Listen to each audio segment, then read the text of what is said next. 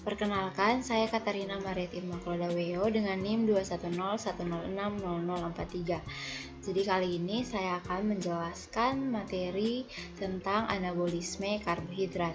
Jadi untuk anabolisme karbohidrat sendiri itu terdiri dari beberapa bagian. Yang pertama, saya akan jelaskan tentang gluconeogenesis. Jadi gluconeogenesis ini merupakan proses pembentukan gula baru dari senyawa yang bukan gula.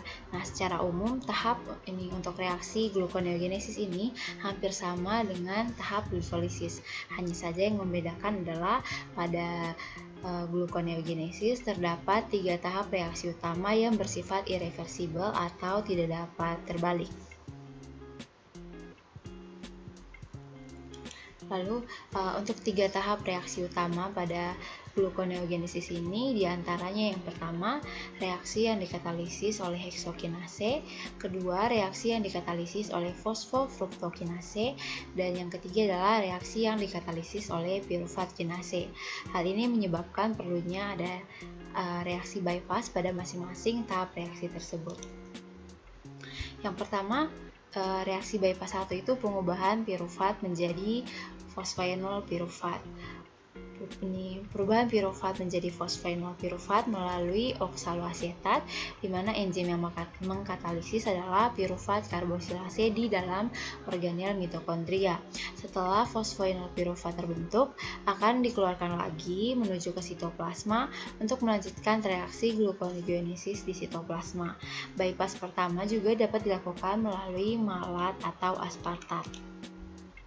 Lalu untuk reaksi bypass yang kedua yaitu mengubah fruktosa 1,6 difosfat menjadi fruktosa 6 fosfat. Pada reaksi ini digunakan enzim fruktosa 1,6 difosfatase. Sementara pada glikolisis menggunakan enzim fosfofruktokinase untuk mengubah fruktosa 6 fosfat menjadi fruktosa 1,6 difosfat. Lalu untuk reaksi bypass yang ketiga yaitu pengubahan glukosa 6 fosfat menjadi glukosa. Pada reaksi ini menggunakan enzim glukosa 6 fosfatase. Sementara pada glikolisis adalah menggunakan enzim heksokinase untuk mengubah glukosa 6 fosfat menjadi glukosa. Lalu yang kedua adalah fotosintesis. Seperti yang sudah dijelaskan pada perkuliahan sebelumnya, fotosintesis merupakan reaksi pembentukan substansi organik dari CO2 dan air dengan bantuan cahaya matahari.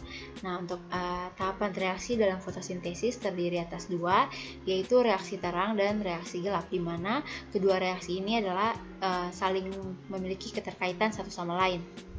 Untuk reaksi terang itu dia memerlukan cahaya matahari dan molekul air.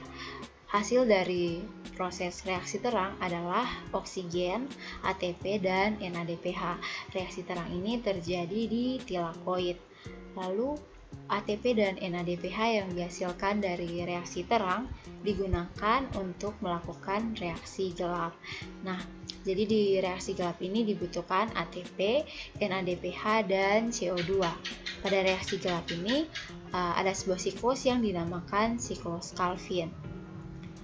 Lalu ini untuk reaksi gelap itu terjadi di dalam stroma. Hasil dari reaksi gelap adalah glukosa atau gula, NAD+, dan ADP dan fosfat. Nah, NADP+, ADP dan fosfat akan digunakan kembali untuk melakukan reaksi terang. Jadi seperti yang sudah dijelaskan bahwa dalam reaksi gelap itu ada sebuah siklus yang dinamakan siklus Calvin atau daur ulang Calvin. Nah, siklus Calvin ini terdiri atas 3 tahap, yaitu fiksasi, reduksi, dan regenerasi.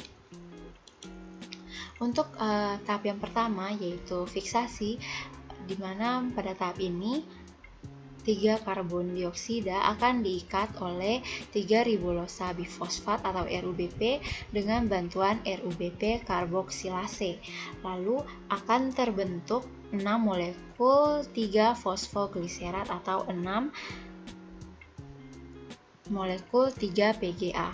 Lalu akan masuk ke tahap yang kedua, yaitu tahap reduksi. Nah, pada tahap reduksi ini terjadi fosforilasi atau penambahan gugus fosfat pada PGA oleh ATP menjadi difosfogliserat. Lalu difosfogliserat ini akan direduksi oleh NADPH menjadi fosfogliseraldehid. Lalu akan masuk ke tahap yang ketiga, yaitu tahap regenerasi. Nah, pada tahap ini akan terjadi pelepasan fosfogliseraldehid menjadi glukosa dan regenerasi RUBP. Nah, pada tahap ini akan dihasilkan 6 molekul fosfogliseraldehid, di mana satu molekulnya itu akan disintesis menjadi setengah molekul glukosa, sedangkan 5 PGAL atau 5 fosfogliseraldehid lainnya akan diregenerasi lagi menjadi 3 molekul RUBP. Siklus ini akan terus berulang sehingga akan dihasilkan satu molekul glukosa.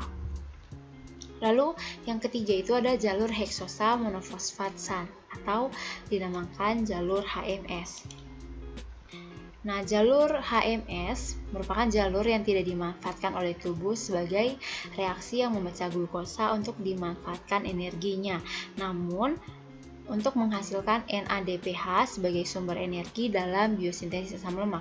Jadi jalur ini dimanfaatkan untuk menghasilkan NADPH sebagai sumber energi dalam biosintesis asam lemak. Selain sebagai penghasil NADPH, jalur ini juga sebagai penghasil gula pentosa, yakni karbohidrat beratom karbon 5. Jadi seperti sudah dijelaskan, fungsi jalur HMS dalam metabolisme tubuh yaitu untuk pertama untuk menghasilkan NADPH, dan yang kedua adalah untuk menghasilkan ribosa 5-fosfat. Nah, ribosa 5-fosfat ini merupakan komponen mutlak yang diperlukan dalam biosintesis asam nukleat.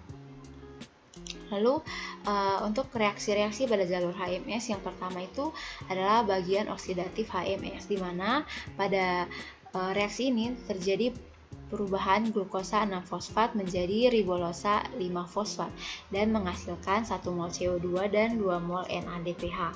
Lalu yang kedua itu bagian regeneratif, yaitu untuk mengubah sebagian pentosa fosfat yang terbentuk kembali menjadi heksosa fosfat tergantung keadaan metabolisme dan dipecahkan pada jalur glikolisis. Nah, cabang oksidasi HMS dimulai dari oksidasi glukosa 6-fosfat oleh glukosa 6-fosfat dehidrogenase akan terbentuk NADPH dan H+. Produk dua reaksi yaitu 6-fosfogluconolakton merupakan ester intramolekular 6-fosfogluconat. Sedangkan untuk cabang regeneratif adalah menyesuaikan produksi neto dari NADPH dan pentosa fosfat dengan kebutuhan tertentu. Jadi dalam keadaan normal, kebutuhan sel akan NADPH jauh lebih tinggi dari kebutuhan pentosa fosfat. Sekian dari saya berkaitan dengan materi anabolisme karbohidrat. Apabila ada kekurangan, mohon dimaafkan.